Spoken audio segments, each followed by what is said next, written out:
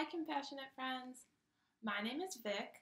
I am the creator and organizer of Cruelty Free You and Me here in Chicago, Illinois. Cruelty Free You and Me is a cruelty-free club for children and families. We are working together to give a voice to our animal friends. Today, I'm going to read you a story about one of my special animal friends. He's here with me today. This is Sprig. Say hi, Sprig. This is Sprig the Rescue Pig. Today, we're going to sit and read a story about his journey. So this is the book, Sprig the Rescue Pig. We're going to leave Sprig here with me on my lap while I read. I'm going to come a little bit closer, though, so that you can see the pictures while I read, okay? Here's Sprig the Rescue Pig. It is written by Leslie Crawford and Sonja Stangl.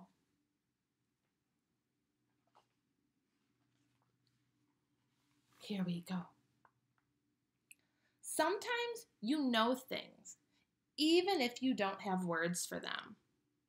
So even though he didn't have the words, our words, this is what Pig knew on that blazingly hot day as he sped on a country road in a truck jam-packed with lots of other unhappy pigs, most of them bigger than he was. Pig knew that this was no life for a pig.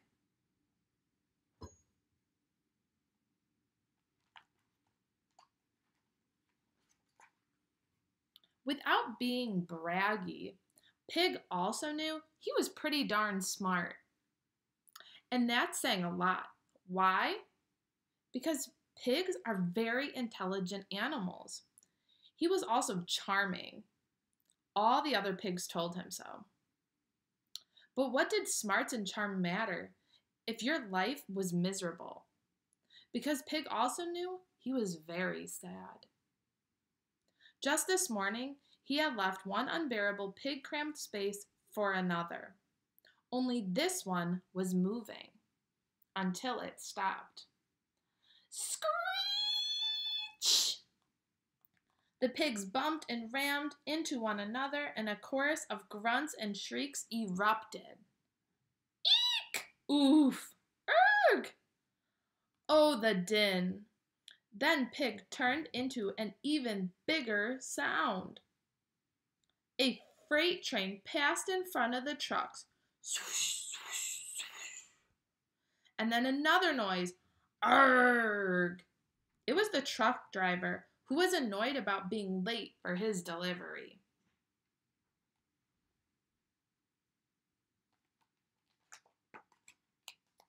But just as the commotion intensified, something quite strange and wonderful happened. Amid the squeals and the screeches, the clamor and the chaos, the rest of the world suddenly fell away and became beautifully quiet. For Pig, anyway.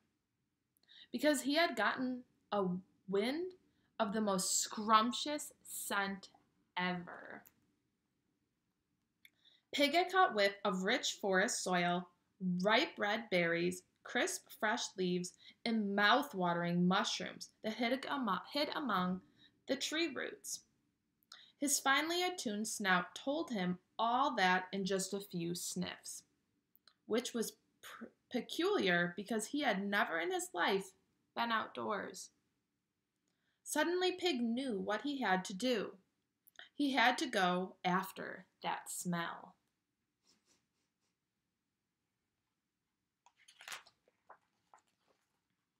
"Excuse me, pardon me," grunted Pig as he slipped in limber young body through the crowds of pigs. He stopped for a moment and lifted his nose. It's out there. He pushed and pressed and shoved his way to the edge of the truck, where he paused. There are times it's a mighty good thing we aren't good at certain things. And this was one of those times. Pigs may have tremendous sense of smell, but their eyesight, not so much. Had Pig been able to see below him, he might never have done the crazy thing he was about to do. He took a leap, well, really, more of a step, off the edge of the truck. Thwomp! Am I dead? Pig thought, and then realized since he could think this, he couldn't be. He scrambled to his feet just in time.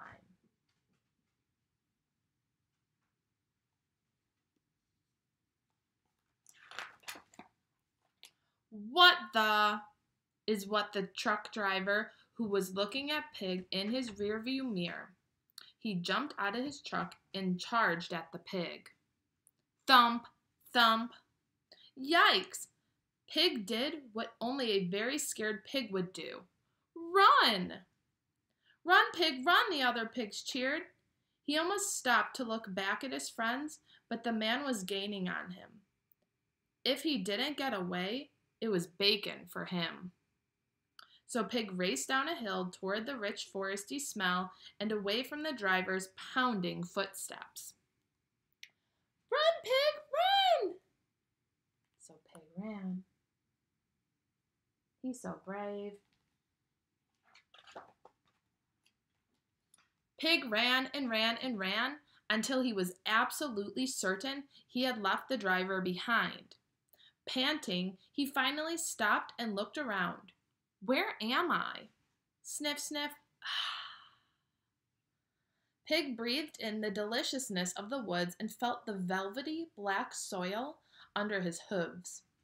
He tossed a few oak leaves in the air and then discovered, gasp, a tiny heap of tender, tasty acorns. Munching, he returned to the soft soil and he rolled in it. Is this hog heaven? Indeed it was. But what's that? He'd caught wind of something irresistible. There, right over that hill. Pig took off in search of it.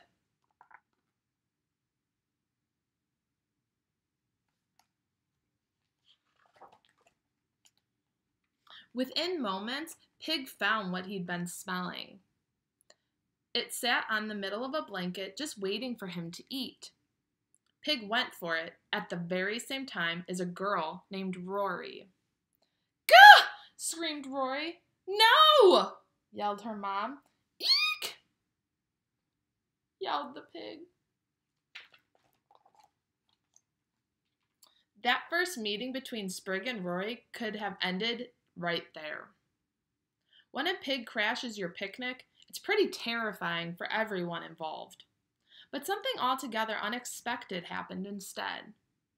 Rory held out her peanut butter and jelly sandwich. Pig swallowed it in one gulp. Wow, they both thought. Pig's tail wagged furiously. Rory leaned over and gently scratched the sensitive spot behind his ears. More, thought Pig. He rolled over so Rory could reach his hard-to-get spots. Rory's mom was taking in the whole scene. She realized how unusual it was for a piglet to be alone in the woods. She understood how dangerous it could be. She knew there was only one thing to do.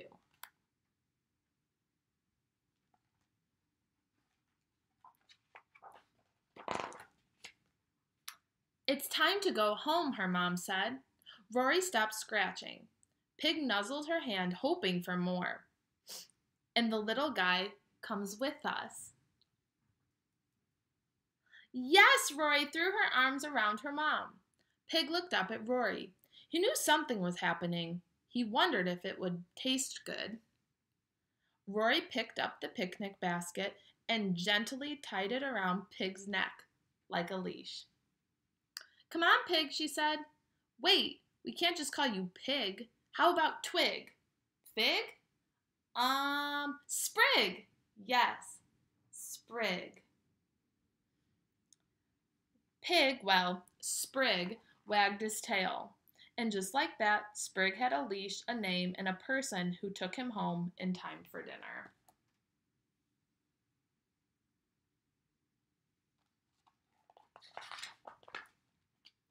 The next day was Sunday for everyone else, but for Rory, it was Pig Day.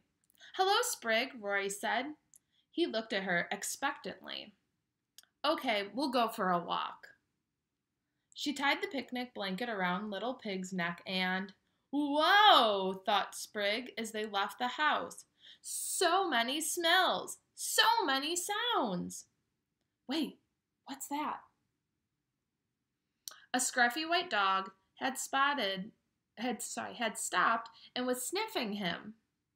Not knowing what else to do, Sprig let him. "I like your dog," said Rory. "What's his name?" "This is Bix," said the girl at the other end of the leash. "I found him running loose on the street. He's a rescue dog. I like your pig. What's his name?" "Sprig," said Rory.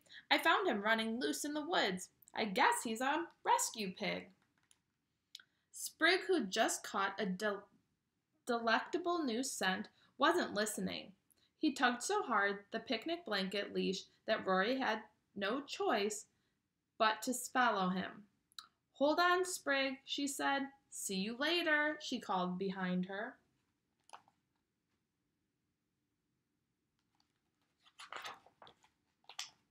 The next day was Monday, which was definitely not Pig Day. "You need to go to school, Rory," said her mom, "and I need to go to the office." There was no point of arguing. Rory led Sprig to their backyard and gave him a scratch. "Don't worry, I'll be back soon."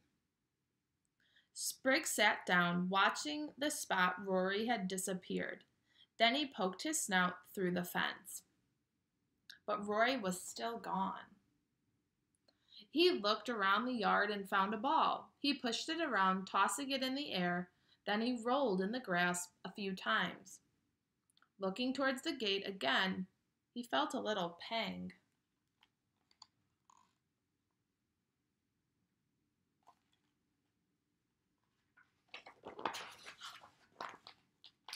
On Tuesday, after Rory left for school, Sprig tried cheering himself up by eating all the flowers in the yard.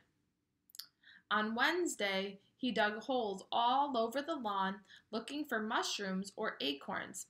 Nothing. Harumph.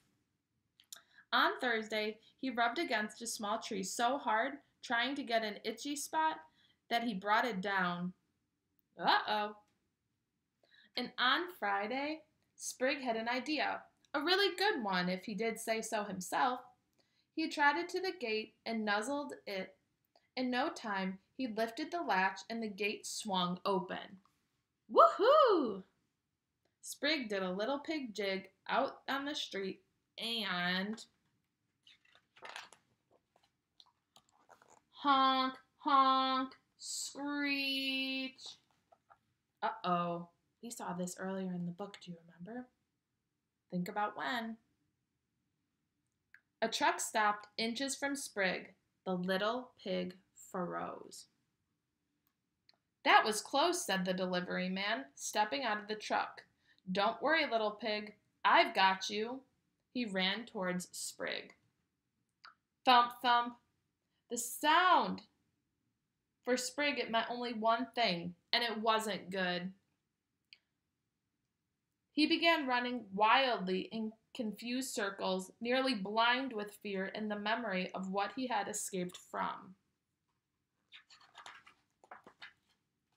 But there, Sprig got a whiff of something, someone familiar, with just a hint of PB&J's sandwich. "Sprig!" Rory suddenly appeared before him. "Sprig, here I am!" He let out a high-pitched squeal of joy and pressed his trembling body against Rory. "It's okay, Sprig, it's okay." It's okay, Sprig thought. Everything is all right now. The two friends walked back to the house where Rory's mom met them at the door. "Hey," she said, "I have an idea." On Saturday, Sprig woke up with a sense that something was different. "Hi, Sprig," Rory said quietly. Worried, he followed her so closely he bumped into her as she moved around the kitchen, packing snacks in a bag. Rory turned and gave him a nice long scratch. "Come on, Sprig," she said. "We have to go." She tied on his picnic blanket leash and led him into the car. They drove for a while. The aromas gradually shifted from city and country, from buses and buildings. Yes, buildings have smells. To the sumptuous perfumes of the forest and the fields. Sprig lay his head on Rory's lap and talked to himself in contented grunts, as pigs do when they're relaxed. Then the car turned into a wide gate and stopped. "We're here," said Rory's mom.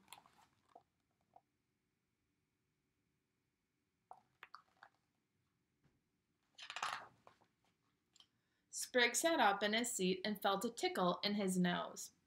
What a sweet scent. Was it? Yes. Other pigs. As a pig knows how to smell such things, he didn't smell fear, he smelled joy. "Sprig will love it here," a man was saying. "Plenty of pig friends, mud baths, and on Tuesdays it's mashed potatoes night." He reached down to Sprig and gave him a rub behind the ears. "Oh," thought Sprig, smiling. "Nice." Rory held the end of the picnic blanket leash close for a moment and then passed it to the man, who took it from her gently. He walked Sprig to a nearby pasture filled with grass and oh so many pigs. These pigs weren't crowded in a small pen. They were outside in the sunshine, moving where they liked and chatting as pigs do. Sprig looked back at Rory. "I don't want to leave her, but look at those pigs." He took a few small steps, then he couldn't help himself. He broke into a rug. "Hello, pigs." "Sprig!" Rory called. He stopped and turned around. "I'll see you soon. I promise." Rory sat quietly as they drove away. Then her mom said, "We have one more stop to make before we get home." They took the exit just before their usual one and pulled in front of a tan building. Inside, her mom approached a woman standing at a counter. "My daughter is ready for a pet," she said. "Anyone here in need of a friend?" "I know just the dog," said the woman. "Come meet Sprig."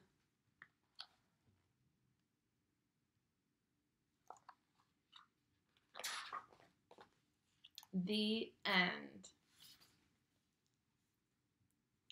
Friends, thank you so much for checking in today and reading Sprig the Rescue Pig with me. If you look at the other different videos on this channel, you'll see that you can read other fun books with us. The next book we're going to read is Gwen the Rescue Hen, who's by the same amazing author. Thank you so much.